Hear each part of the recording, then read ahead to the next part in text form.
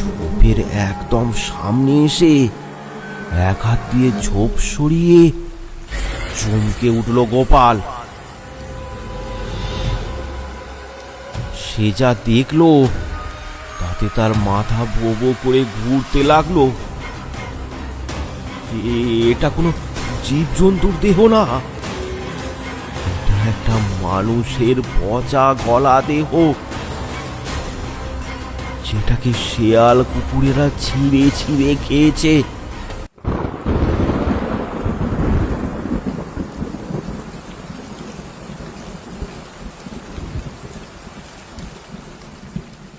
নিতাই, এ নিতাই, আরে এত হন্তদন্ত কোথায় যাচ্ছিস রে? আরে কাল দুপুর থেকে রবিন খুড়োকে কোথাও খুঁজে পাওয়া যাচ্ছে না। বলিস কি? এই বৃষ্টির ওয়েদারে লোকটা গেল কোথায়? আর কেন বলো পরেশদা, বুড়ো বয়সে যত ভীমরতি। তাই বৃষ্টির ওয়েদারে কোথায় খুঁজবি তাকে? বাড়ির সবাই চারিদিকে খোঁজ করছে, আমি একবার মাঠের দিকে দেখে আসি, যদি কোনো গাছ তলায় বসে থাকে। ঠিক আছে চল, আমিও তোর সাথে আসছি, চল। এ এক আশ্চর্য ঘটনা।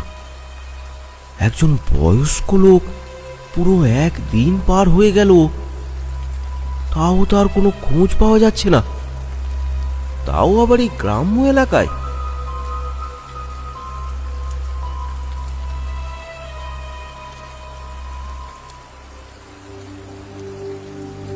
যে গ্রামে বিষয়টা ঘটেছে তার নাম গৌতমপুর। গ্রামের ব্যাপারে আর নতুন করে কি বলবো, মনোরম প্রাণ জুড়ানো পরিবেশ, গাছগাছালি, মাঠ ঘাট, পুকুর ডোবায় ভরা। তবে আর 5টা গ্রামের থেকে এখানে জনবসতি একটু কম।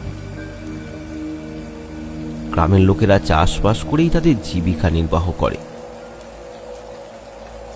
এখন বর্ষার সময়, কদিন ধরে প্রচন্ড বৃষ্টি হচ্ছে, তাই এখন চাষবাসের কাজ বন্ধ। গ্রামের লোকেরা ঘরে বসেই তাদের বন্দি জীবন কাটাচ্ছে।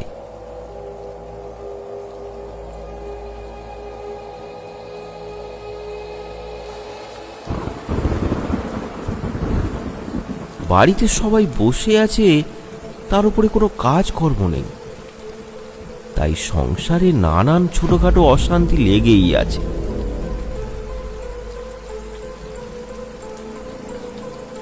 এই রকমই একটা অশান্তি হয় রবিন খুড়োর বাড়িতে।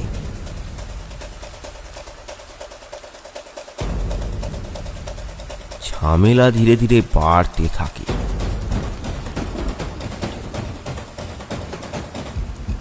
আর তারপরই রাগের মাথায় রবিন খুড়ো বাড়ি ছেড়ে চলে যায়।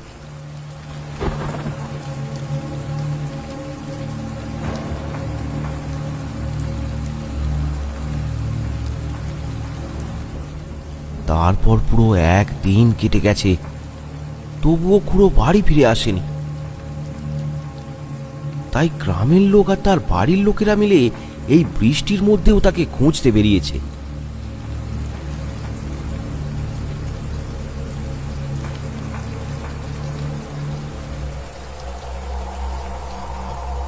সারাদিন খোঁজাখুঁজি চলতে লাগলো, কিন্তু না, কোথাও তাকে খুঁজে পাওয়া গেল না। রবিন খুড়োর নিজের লোক বলতে তার ছেলে গণেশ আর তার বৌমা, আর তার দুটো মেয়েও আছে বটে, কিন্তু তাদের বিয়ে হয়ে গেছে। সেখানেও খোঁজ নেওয়া হয়েছিল, কিন্তু রবিন খুড়োর কোনো খোঁজ পাওয়া যায়নি। খোঁজাখুঁজি চলছে। এইভাবে 5-7 দিন কেটে গেছে, তারপরেও কিন্তু রবিন খুড়োর কোনো খোঁজ পাওয়া গেল না।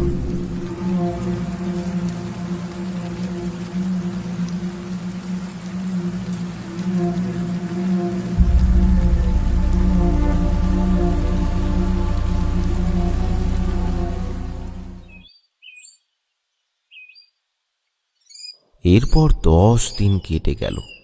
বৃষ্টি একটু কমেছে। গ্রামের এক লোক গোপাল তার গরুগুলোকে নিয়ে মাঠে চড়াতে বেরিয়েছে।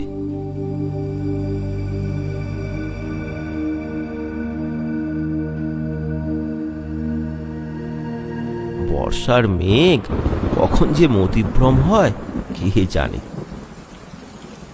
হঠাৎ করেই তখন ঝিমঝিম করে বৃষ্টি শুরু হয়। না, ওরা ঘাস খাক, আমি ভিজলে হবে না। যাই, শ্মশানের ওই বট গাছের নিচে দাঁড়াই। গরুগুলোকে এক জায়গায় বেঁধে গোপাল একটা বট গাছের নিচে গিয়ে বসে।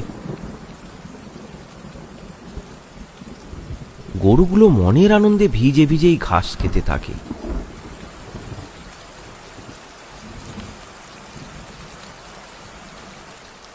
বট গাছের নিচে বৃষ্টির কোনো আভাসই নেই। গোপাল গাছে ঠেক দিয়ে আনমনে বৃষ্টির মনোরম দৃশ্য উপভোগ করছে। হঠাৎ তার পাশ দিয়ে একটা মৃদু বাতাস বয়ে গেল, আর তাতেই সে বয়ে নিয়ে এলো একটা পচা দুর্গন্ধ। এত দুর্গন্ধ কোথা থেকে আসছে? এদিক ওদিক ভালো করে দেখলো সে, কিন্তু এমন কিছু সে আশেপাশে দেখতে পেল না। ধীরে ধীরে গন্ধের তীব্রতা বাড়তে লাগলো, কিন্তু গোপাল কিছুতেই সেই গন্ধের উৎস বুঝতে পারছে না।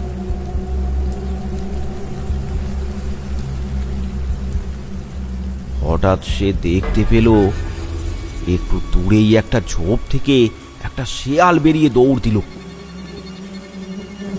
আর সাথে সাথেই এক ঝাঁক মাছির দল সেখানে ভন ভন করতে শুরু করলো। আর গন্ধটা তখন আরো তীব্রভাবে পাওয়া যাচ্ছে। তাহলে ওখানে কি কোনো জীবজন্তু মরে পড়ে আছে? কাদের গরু বাছুর মারা গেছে আর ওখানে ফেলে গেছে? দেখি একবার। এই ভেবে গোপাল সেই দিকে যেতে থাকে। ঝোপের একটু সামনে আসতেই তীব্র দুর্গন্ধে সে আর থাকতে পারল না। তাড়াতাড়ি সে তার নাক চাপা দিল। কি বিশ্রী পচা দুর্গন্ধ!